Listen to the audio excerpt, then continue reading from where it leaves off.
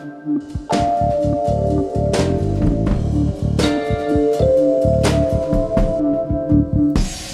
are live now, Yuval.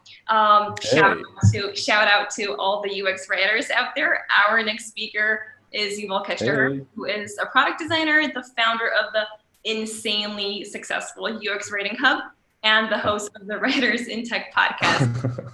Yuval educates writers about design and designers about successful UX writing. And in his session today, he will be talking about creating a pixel-perfect content strategy for your design blog. Yuval, the mic is yours. Hey, okay, thank you for this amazing introduction. It was lovely. Today, I'm going to talk briefly about, not about UX writing, which is a concept that I usually speak about, but today I will speak about content strategy for designers and how designers could actually write better content in order to improve their, their personal branding, in order to get better reach, in order to give value to the community, and in order to strategize their content in a way that it will give them the best possible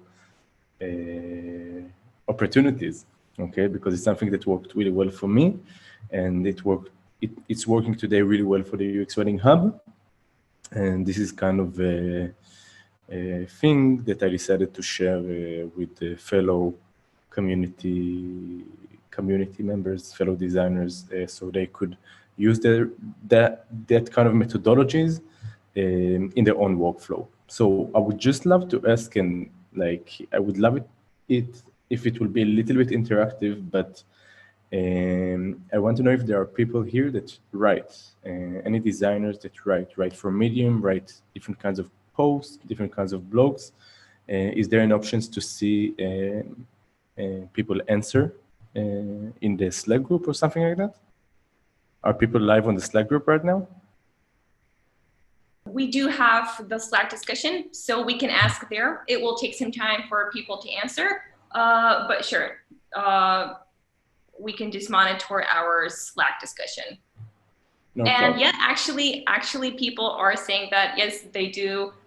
Yes, we write. Yes, someone is like a UX content strategist. I do narrative design, persuasive writing.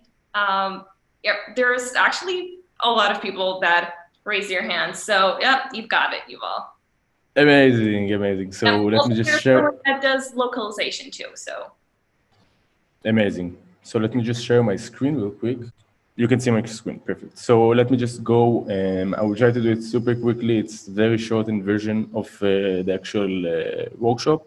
So let's just go with it. So today we're going to cover a little bit case studies of posts that I wrote, and failures, actually, things that didn't work for me at all, and things that I failed to monetize and what I learned from it. Then I will just talk about everything I learned from my failures, which is how to write an effective brief. So your content will be effective, so more people will share it, so it will give a lot of value to the community of designers, and so it will also bring different opportunities to you guys. Then I will talk a little bit about the structure of a post, what will be the best possible way to structure it, very basic, but not common knowledge. And then I will also analyze effective headlines, because the most important thing that we have in different posts that we write, more than a lot of times, even more than the content itself, is the headline and the cover photo that we choose. Because if people are not going to click on it, so they're not going to see the amazing post that you just wrote. So we're going also to analyze different headlines as well. And then I will just take some questions. And, I wish I could see right now your questions, but I really want to encourage you to ask questions, raise your hand during this talk. And Julia would just let me know if there is something that I can tackle immediately. And if not, I will also answer anything you want by the end of it. So you could take all of these methodologies that I'm going to cover here and implement it in your own workflow. And now I want to say, okay, cool. So we have approximately around 20 minutes right now, right, Julia? Perfect. Okay, so today we're going to learn how to strategize our content. Content is king, okay? This is not something that is, I know that many people are saying content is king, but content is actually king because ads are not what they were used to be. And right now, the best way to sell something is to just create awesome content, to create pieces of content that gives value to the world, and then people know about you through your content. So content marketing became a thing along with the digital revolution somewhere when we just started using mobile applications. And yeah, and content strategy is becoming a pretty big deal right now because companies understand that they can't just like put ads on TV or just put all of their money on Facebook ads and Google ads. The best way today to reach people and to reach clients and customers or your next employer or your next hiring will be through the content that you're going to publish. And content without strategy is almost worthless. So back in 2017, I published an article. The name of the article is Top 22 Prototyping Tools for UI and UX Designers. So I just published this post and I didn't put any strategy in it. I just decided to share my journey of, I just learned how to, okay, so I was in a bit of a dilemma. That is a dilemma that many beginners have also today, which was which kind of design tool should I use? Should I use Sketch? Should I use Zeppelin? Should I use Adobe XD? So I just decided to take 6 months of my life and just try all of them and write about it. Now, publishing the post about it was one of the best decisions of my life, even though it was some kind of a failure. It was a really good decision in my life because this article was exploding. It was on the first page of Google and almost 400,000 people saw it to this day. And but I consider it to be a big failure. Why is that? Because I didn't strategize that piece of content. I didn't monetize it, and I didn't do nothing with this crazy amount of people. So just think about the fact that you're working on an app or a product or anything, and almost 400,000 people are coming to your store, but you don't sell them anything, or you don't do any kind of call to action to them, and that's a very bad call. So I decided that I need to strategize my content. If we look, if I will be looking back, so what I will do differently, I would probably collaborate with all of the different tools that I've written about, and I would probably collaborate with different companies like InVision, because InVision was a company that received a lot of attention because of that blog. And yeah, basically, that's what I would do if I would do it from scratch. So I learned that I need to monetize my content. I learned that if I'm creating a piece of content, it needs to have a goal, a purpose. Okay, so if right now you're writing a case study about something that happened in your company, so the goal or the purpose of your post will be to share different processes in your companies. So the best designers will see which kind of processes you have in your company, and then you will hire the best designers. So that could be one strategy. Another strategy, if you're a freelance designer, so you might want to find more UX projects or more design projects. So you would like to write about different case studies or about your experience, so you could find your next employer. So for example, there's a really cool post by, I forgot his name, but one second. So this guy was rejected by Apple, so he just decided to write a case study about how he redesigned Apple Music, and that post really exploded it exploded so much. So Apple actually saw this piece of content. One second, it's loading. And by the way, I can share with you all of these links if you want after the talk. So he wrote, I got rejected by Apple Music, so I redesigned it. So he published this case study, and you can see that he have 67,000 likes. I will tell you that he probably have more than 1 million views. And if you will read this guy's story, his name is Jason Yuan. So he actually was hired by Apple after they saw this case study. So that's the importance of strategize your content.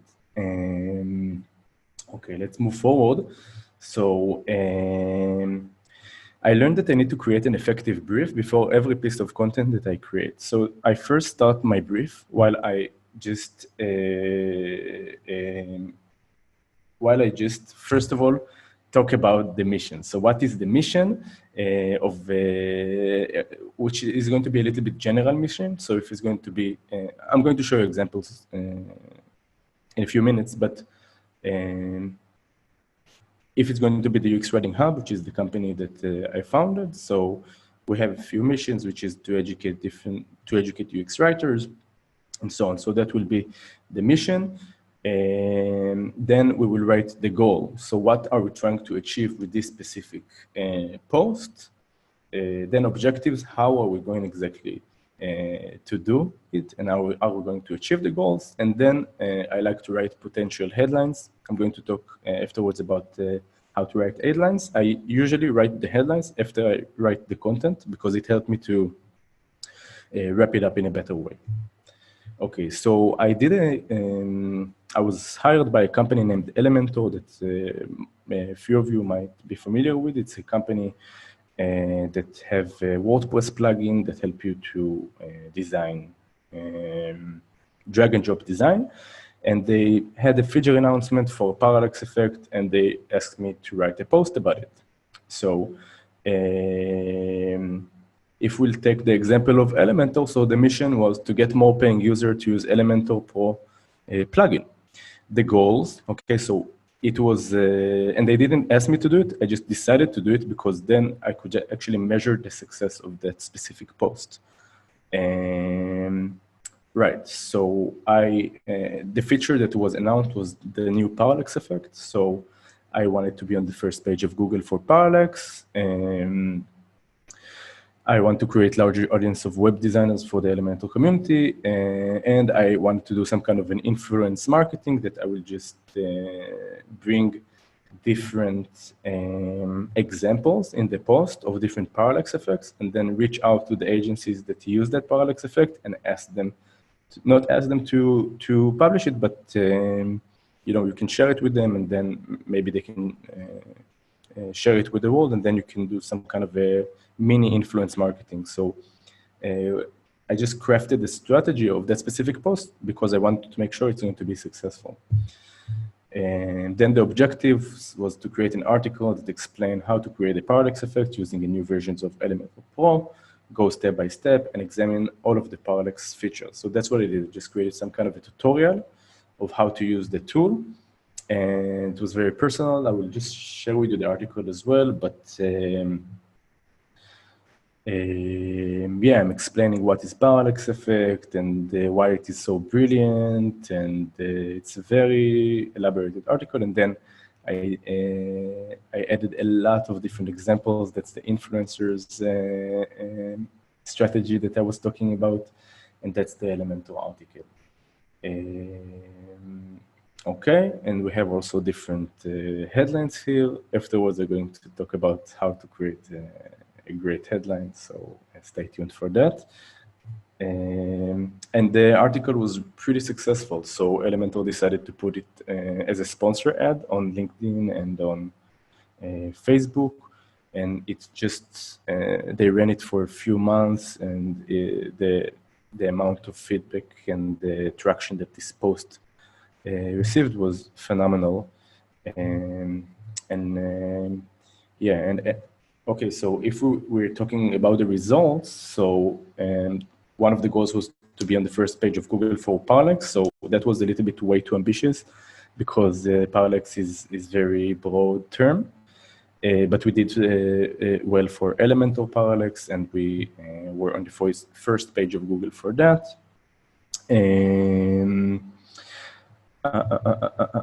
Yeah, so create larger audience of web designers for the Elementor community. Many people, as you see, you can see here like the thousands of people saw it, and many people shared it, and many people actually were talking to me and asking for advice about how to use Parallax and Elementor. That was pretty cool. Yeah, and the influence marketing thing, that was a failure because I failed to execute it too much. It was something that the client didn't want to do, so we decided not to do it. But so that failed to execute, even though it was planned. But to be honest, I wasn't that concerned that it didn't work because the article was pretty successful without the influencer marketing. And now I want to talk about another case study, which is the UX Writing Salary Survey. So I'm the founder of the UX Writing Hub. The UX Writing Hub is a newsletter, a blog, a course for UX writers. And we decided that we want to create a salary survey because we want to, this is our mission. The mission is to educate the UX industry about writing. Okay, so we teach designers how to write, and we teach writers how to design and how they should work together. We also want to be a one-stop shop for UX writers, and we also want to sell courses and workshops. And the goals of the salary survey was to be on the first page of Google with the terms of UX writing salary.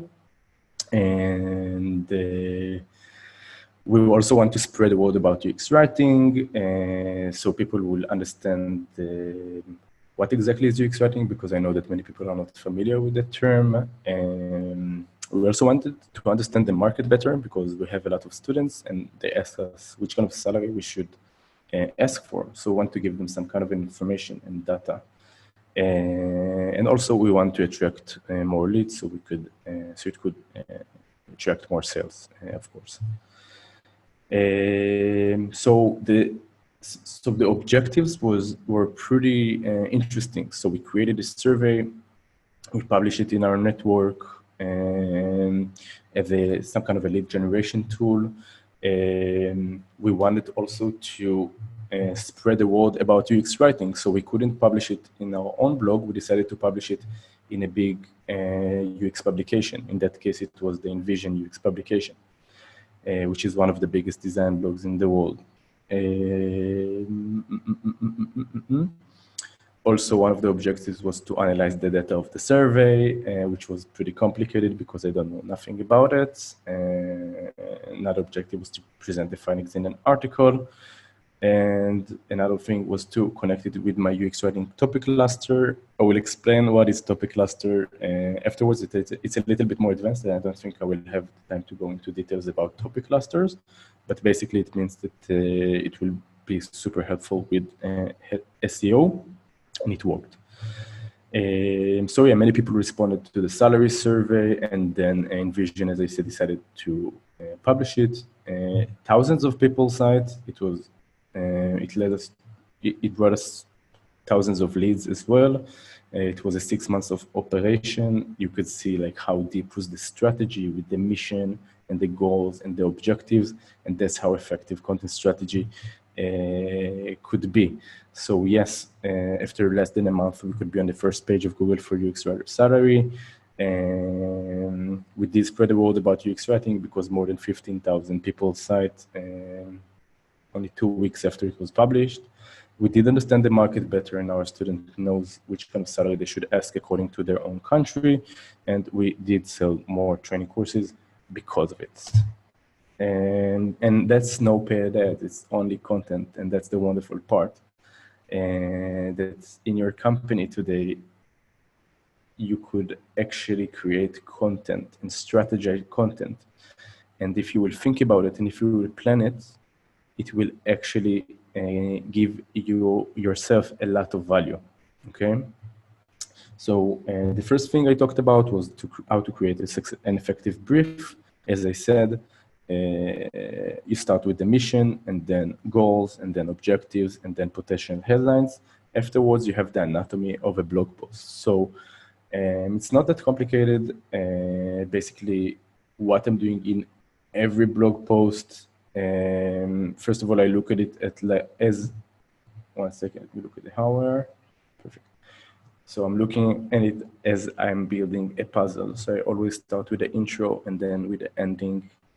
And then I just fill everything in between. I just frame the whole thing. And then what I do, I write the intro, I write the ending, and then I write the path that leads me to the ending of the post. In the intro, I will always present the problem, the topic, the thing that I'm going to discuss. In the ending, I will always recap everything I talked about or I plan to talk about in the article.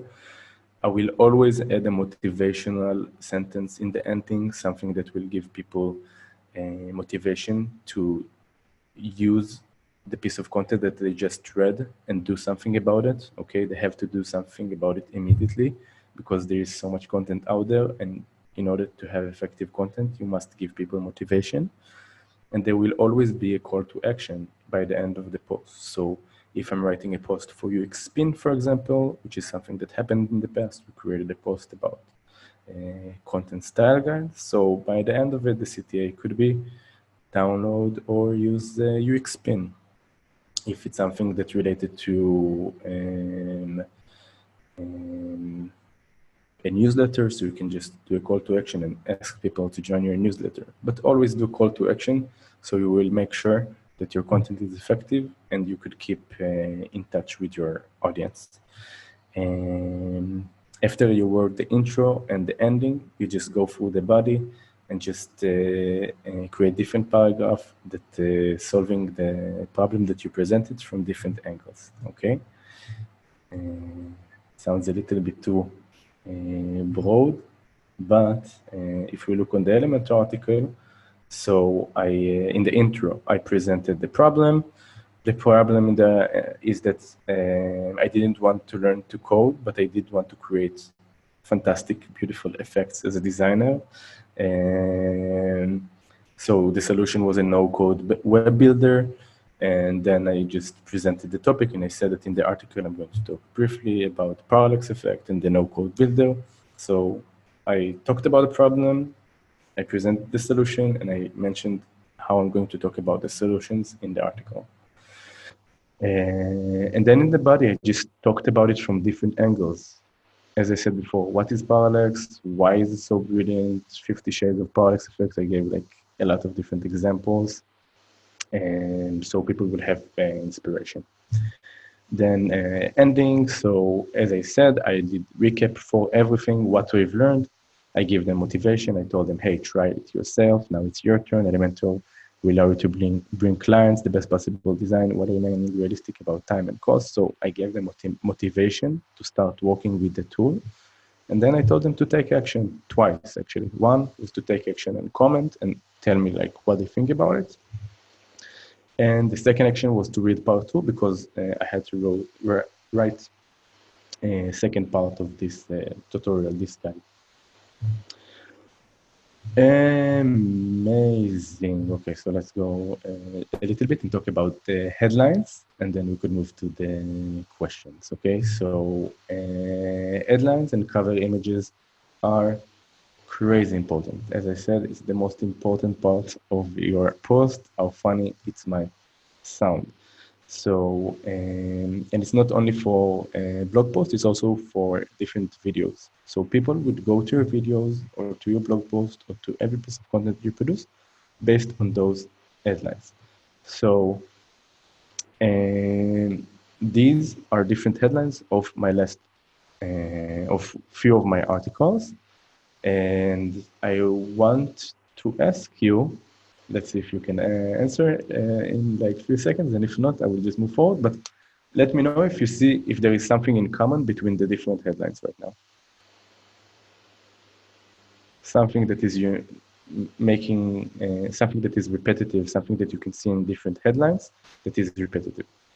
I think these would be the numbers, but Yuval, I think we should be wrapping up because we're running out of time. Okay. Join our discussion on Slack after the presentation because we already have questions coming in. No problem. No Yeah, problem. Okay, so I'm going to wrap it up. I promise, Julia. sure. Okay. Okay, so there is three main elements that make this headline so fantastic. One of them is using power words like top, only, best, watch, any. This is words that make your headline shine. There is a lot of lists online about power words. I recommend checking them out. Also use the keyword of your post. So if your article is about prototyping tools, make sure that it's going to say prototyping tools. If you want to talk about a UX writer from Google, so write UX writer in Google. If you want to talk about podcast for UX people, so write podcast and write UX. It's really important to include the keyword in the headline. Last thing is numbers. Odd numbers, for some reason, increase conversions, increase amount of people that look on your content. Numbers are like eye candies, and people just I was worried about pressing them. that one. Yeah, and this is psychology. I don't know why, but this is the results of the post that you're seeing. So this article, as I said before, 373,000 readers. This one, 55,000, 27,000, 13,000. Like many people from the industry read these articles because they saw the headlines and they decided to press on it. And what made it shine, what made the headlines shine was the power words, the keywords, and numbers. All right. So that's about it. You made it to the end. This is my email, which is motivation and call to action, like we learned. All right. Thank you, Yuval. So we have some questions coming in. What resources would you recommend for designers to improve their UX and strategic writing skills? Which kind of tools? Resources. Resources. So I really recommend to go to Medium. This is the most basic one. Go to Medium, see what other people are writing about. I recommend to to register to all of the UX newsletter that you can find. And find the best UX blogs out there, follow them, register to the newsletters, and be and just go through all of the trends and topics that people are covering and check out if there is any similarities. Okay, so if I'm right now subscribed to Sidebar magazine, which is a really successful newsletter, and also to Designer News, and someone just wrote an article about design systems, and other person wrote also another article about design systems. So maybe design system is some kind of a trend that happens right now, and maybe write your take on design systems would be a good idea. So I would recommend to find some kind of a gap. First of all, register to all of the content out there that you can find some kind of gaps and topics that you would like to cover that also you could, based on your own experience, just you could assist and guide people with that content and write about that. So that's the resource. And if you don't have a blog to publish it, just use Medium. Medium is the best way to publish today if you don't have your own blog. All right. And the second question is how to find your position in a collaborative environment of a company you work for as a freelancer or a consultant. What do you mean your position? I think how to fit into the structure of the company in a collaborative environment that you work for when you work as a freelancer or a consultant. Okay. That's a question that is not necessarily related to content strategy, right? But It is not. I can. So you're asking like how can you fit in as a consultant or a freelancer in an organization? Exactly. So I would say massive research. You don't have the privilege to trial and error as a member of the product team. So you are obligated to do massive amount of research. Who are the people in the team? What are their pain points? What are they struggling with?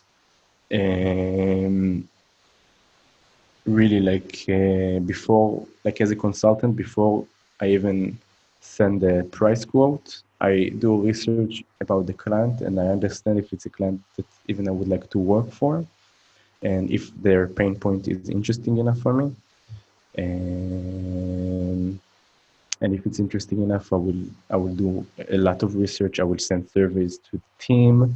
I will go to their offices. I will sit in their offices, and I will understand exactly what are their pain points. So when I will do consulting or workshop or anything like that, they will get a lot of value out of my services, because if they're not going to get value out of it, so it's really not good. So they must get value from your services as a consultant. It's really important. So I would never want to fuck it up. So I would do a lot of research. Okay, that sounds reasonable. Yuval, thank you for your time and your great presentation. You can Thank you. join the Slack discussion after the presentation to answer more questions and give a Okay. shout out to everyone. All right, we're done. We will be wrapping up the first part of the conference, and we will be back in less than 20 minutes. Thank you. Bye.